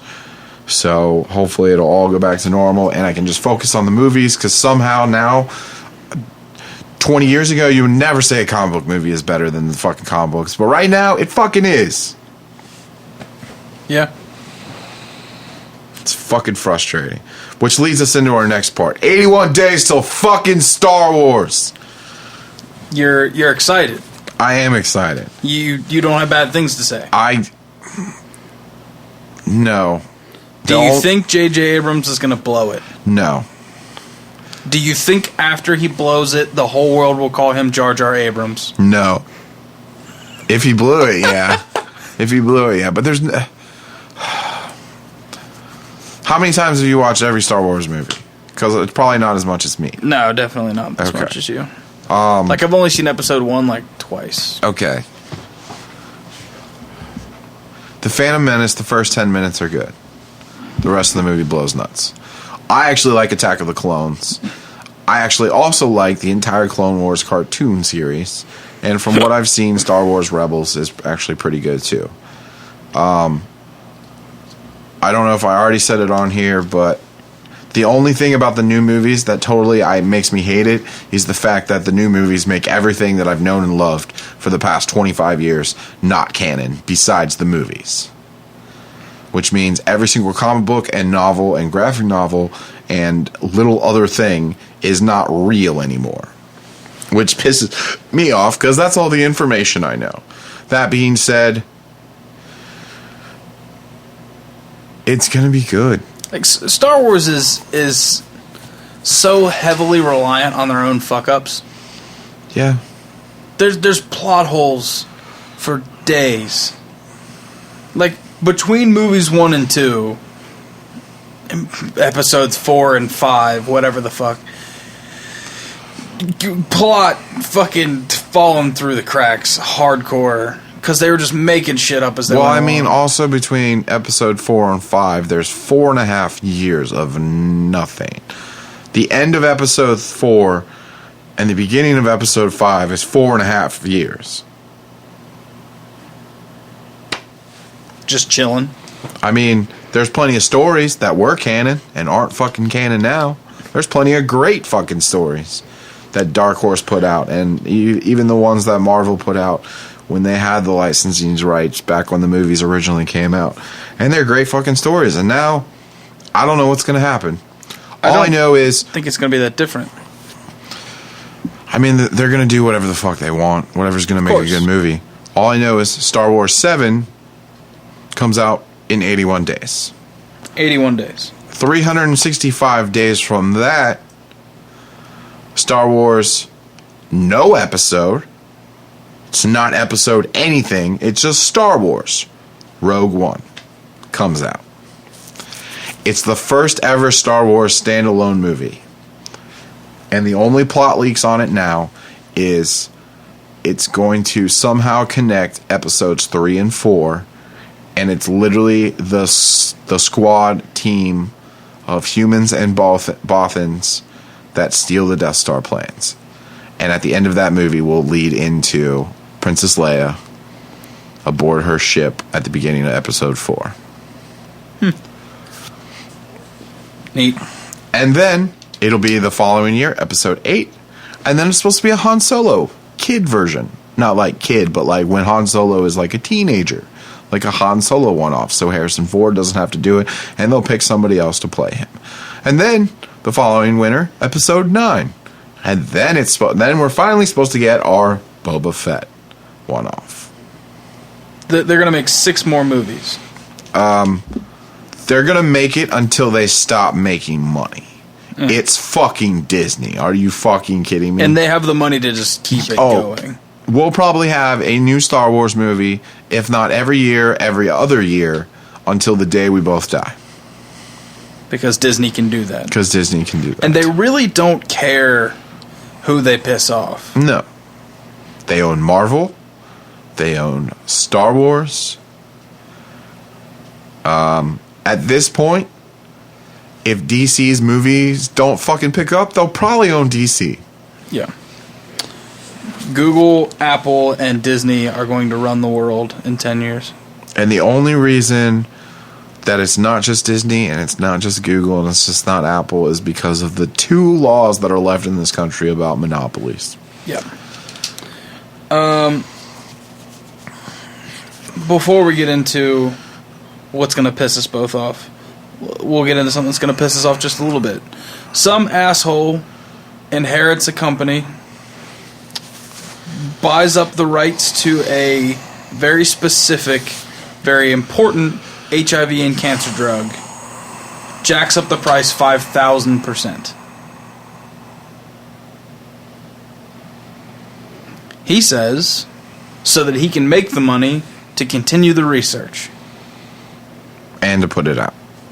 Also, he, when criticized on Twitter, posts a picture of him flipping them off.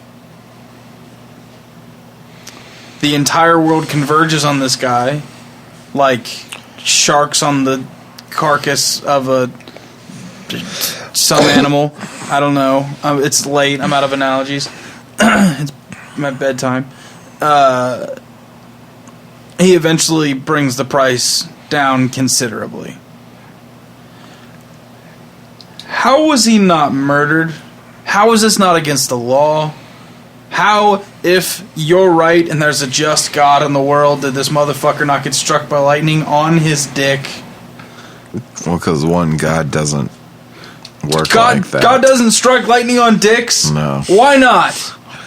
Your God's a dickhead. Until the whole fuck off Twitter thing, if you actually listen to the full fucking interview, I have the guy's back. Just wait. Previous to him buying it, it was $13.50 per treatment. Per pill. Per pill. But for the entire treatment, it was up to, or no, at minimum, $1,000 for the entire treatment.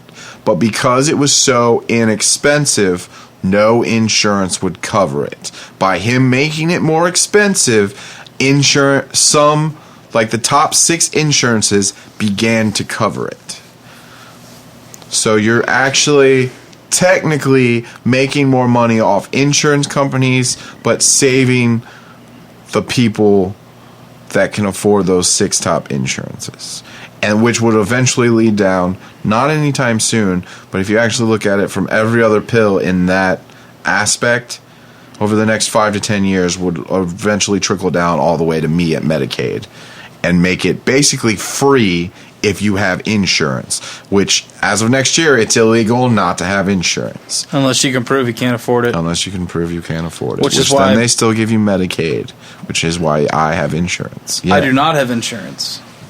But so why don't you just get Medicaid? I can't afford. I make too much money. I sit in that perfect spot where my insurance would be like $50 to $75 a month that I need to eat, and like I sit in just the right spot. I make just little enough money that I notice all the money they're going to take from me, but I make just enough money that they think I can afford it. So here's what you do. You don't get insurance. And when they try to tax you on, like hit you with a bill on your taxes, they give you the option to say, if you can prove that you did not have the money, you faced economic hardship, write us an essay, prove it, and we'll just waive the fee. So here's what you do. You don't pay your bills for 2 months.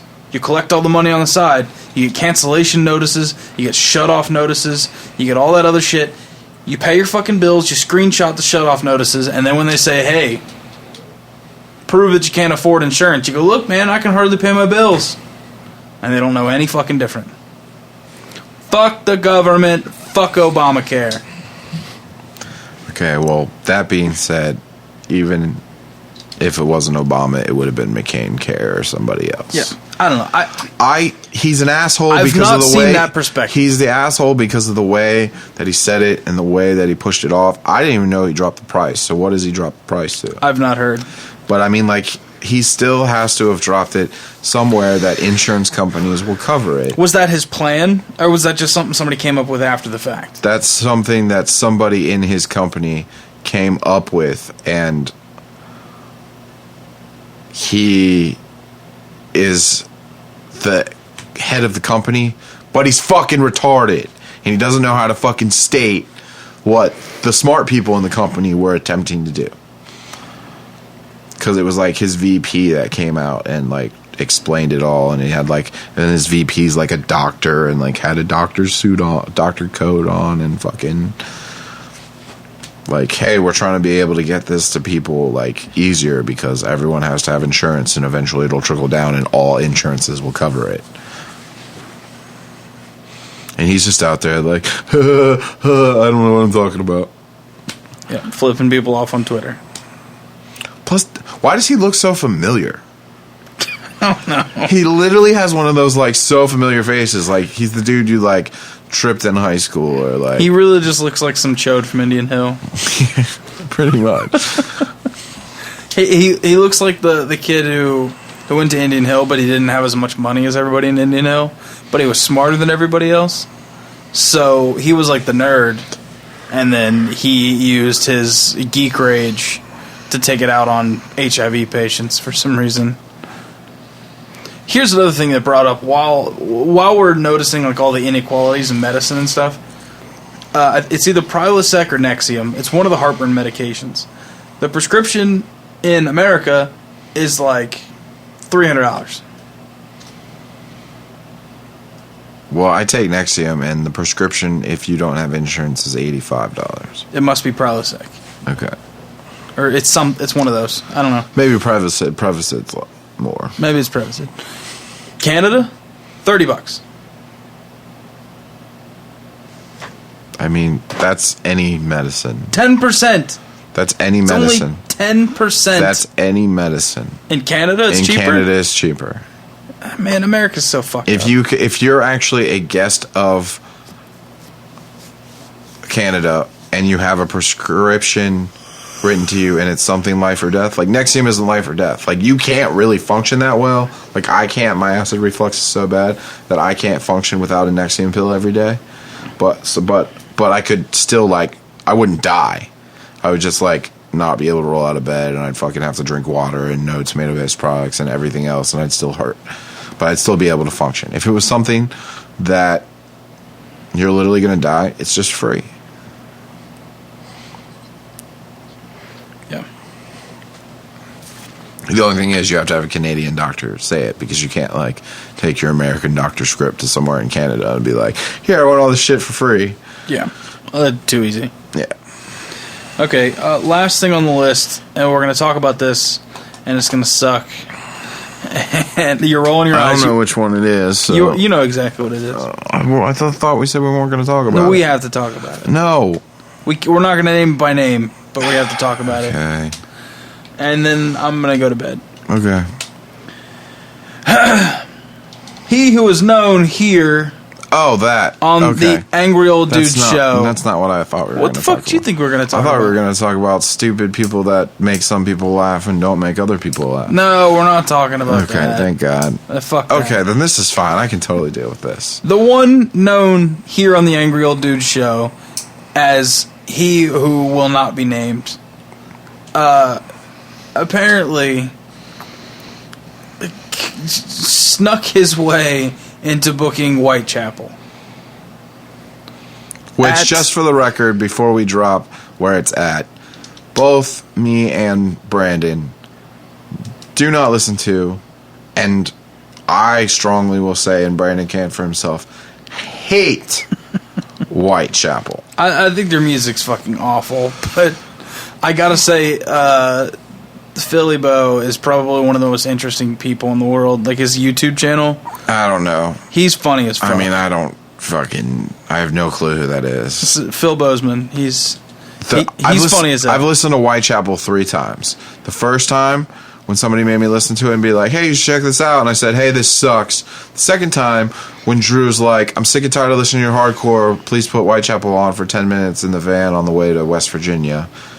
And then when Cody drove and I was sleeping in the back seat, trying to sleep, and I woke up to fucking Drew playing Whitechapel. So 2 out of 3 times are because of Drew fucking Krieger. God damn it. Okay. This isn't our last topic either, because I have that one last other topic. Okay. Dr. Dickhead books Whitechapel at the smallest, shittiest venue. It's not the smallest. It is the smallest. They have a bigger captain backstage. Second smallest, first shittiest, cheapest venue in town. Half the city revolts. Half the city says, oh my God, I can't wait until I'm 3 inches away from Whitechapel and not behind a barricade. I don't care who's booking it. I have to see Whitechapel. I have to see Whitechapel in a room so small that they have to play on the fucking floor. They're going to have to play on the floor. Which, by the way, cuts your max cap by like 50 people. So, fuck it. Now it's the smallest room in the entire city. Also, apparently, they're shooting a video. And then bands. Oh my God, I have to play with Whitechapel.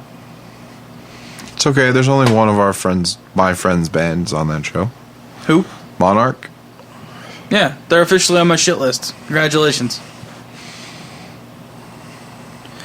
I don't care how bad you want to play with Anthrax. I don't care how bad you wanted to play with Unearth.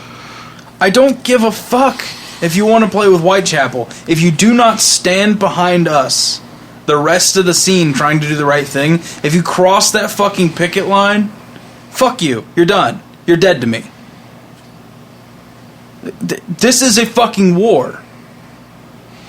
The more people give in and pay for his $15 shows, the more these bands play his shows and make him his money, the bigger his bank account gets, the more shit he can do. He'll be booking fucking Slayer at US Bank Arena in the next 3 years unless somebody stops the motherfucker or shoots him.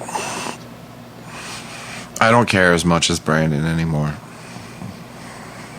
You're giving up. I'm not giving up. You got soft. I didn't get soft. You're soft. Not soft. I can see it in you. You're soft. Not soft. Charming motherfucker. Just don't give a shit. You don't think he's going to ruin everything? I think he's going to ruin himself. And the more attention we give him, the more attention that he gets from other places that are giving him positive attention. The more negative attention that we give him, the more positive attention he gets from other places. If we legitimately allow him to keep fucking himself How? over. He keeps winning.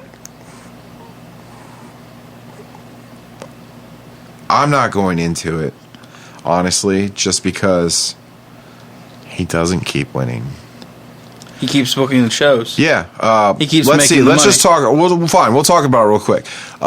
His number one seller at Anthrax sold 276 pre-sales, and because he doesn't know how to run a fucking stage, that band only got to play for 9 minutes. You think that band will ever play for any of his shows again? He will fuck himself into oblivion. Who?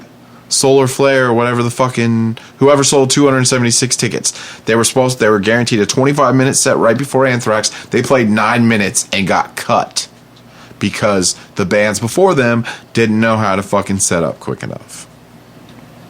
He booked 10 bands or something. 8, but whatever. Maybe not even that. Maybe 6 plus Anthrax. I mean, he's gonna fuck himself, and if he doesn't fuck himself, he's gonna fuck somebody. I hate to say it, but I'm gonna be selfish right now. And my life is worth something to me right now. And if it wasn't, then I'd just shoot him. Or I'd fucking punch him in the face. Or I'd fucking do something. But my life's worth something to me. And I just don't care. I'm sick and tired of all the hate in my life. And to waste any more of it on him, especially when most of the time I have to waste it on us arguing. All right, fine. Well, I'm 26, and I'm full of piss and vinegar and hate. It's because you're straight edge. Yeah, and I'm going to be fucking angry forever. Okay, be angry, and that's fine. Like, I agree with why you're angry, but at the same time, like, the Mad Frog's all he's got. What happens when he pisses them off?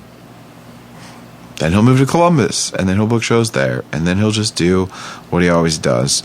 There's nothing you're going to do because nobody's going to punch him, because nobody has, and nobody will, and I don't care how tough you think you are, but his fucking 4 bodyguards won't allow anybody to punch him, and fucking... Cool. I know he made a good amount of money on Anthrax, but say he makes... I mean, you can't make a good amount of money on Whitechapel. That venue only holds 200. So he makes that little bit of money, but he's also got to have his 4 bodyguards that he's paying $30 an hour. So there he's losing extra money. And this and that, and this and that, and this and that. And then why the fuck do you even care? Let's fucking book our shows. Fucking... I mean, I'm the one that should be mad about the Whitechapel. He's the one that outbid me on it. But at the same time, I'm not paying the extra 20% that he offered them to get it away from me. What do they need? I'm literally not talking about it on here. We're not talking about money? No. Was it too much? The offer that I made was too much. More than it was worth. More than it was worth. And they came back and said, another promoter in your city has taken it for 20% more than your offer. And it turns out to be him. And that's how he's going to get away with it every single time. Okay. So, Anthrax, he won. But he also pissed an extra 2 bands off. Whitechapel, maybe he loses. Maybe he doesn't. I don't care. I have to care. I mean, I care, but I don't care enough. I've talked to him since the whole fucking thing. I can be fucking civil with him because I fucking have to be. You don't have to be shit. If he's going to walk up to me and say, hey, how's it going? I'm not going to say, like, fuck you, you fucking faggot piece of shit. How about you get my $50 from him? How about you get it from him yourself? Because I can't get near him. Yes, you can. How? I don't know, but you can figure it out. You're fucking smart. How about you let it go about the $50? I really want the $50. Why do you want the $50? You don't want the $50. You just want them out of the scene. That, and I want my $50. Okay, but you don't. I mean, yeah, I still want my $50 from fucking Qapalooza 2 years ago, but I know I'm not gonna fucking get it. But you know what? He's not the only person that shit on me like that. I still want fucking my $800 from somebody that lived with me for 6 years and didn't fucking pay enough rent. And I also want him to get kicked out of his shitty fucking band so he stops bailing on my goddamn shows. Ouch. He's not going to listen to it anyways. He doesn't know how to work technology. Yeah. I don't know. So anyways, last thing of the night before we... I thought this was funny. I wanted to call him out on Facebook, but I'll call him out on here. End on something fun then? And on something fun. All right.